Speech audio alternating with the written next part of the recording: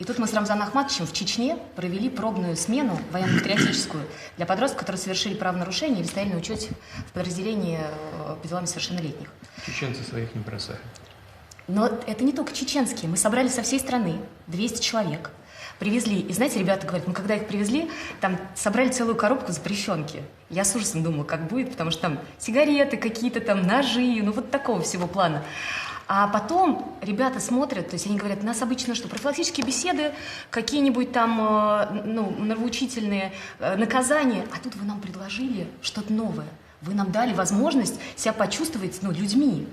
И они уже потом архитектуру смотрели, традиции, лезгинку учились танцевать. В общем, уехали окрыленные, и я прошу вас поддержать эту инициативу и распространить ее, чтобы мы сейчас провели еще цикл смен подобных. Вообще «Сила Кавказа» будет называться на Кавказе. А где конкретно проводили?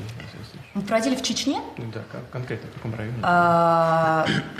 Владимир Владимирович, я вам не скажу, да, потому что, я так понимаю, что руководители этих муниципалитетов тоже принимали участие, помогали. Основное, что мы собрали наставников, вот из этих бравых патриотов, да, уже которые прошли военные действия, ребята такие, да, молодые, активные, то есть они были наставниками ключевыми.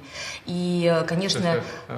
Рамзан Ахматович, он просто как бы тренировал это? Да, когда я приезжала просто в Чечню, мы с ним проговорили, он показывал, как они организовывают. И я говорю, Рамзан Ахматович, давайте попробуем просто на вашей площадке. И вот он взял, так хорошо они все организовали, мы там со своей стороны тоже в программе приняли участие. И я говорю, вот эти мужчины сильные, да, такие, за которыми хочется идти, это интересные совсем регион других традиций, другой культуры. Вот. И для них, представляете, вот это все посмотреть. Это часть нашей общей культуры. Конечно.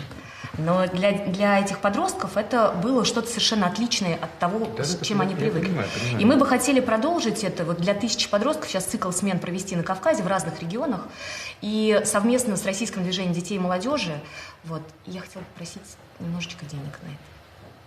Святое дело. На это не жалко. Спасибо большое.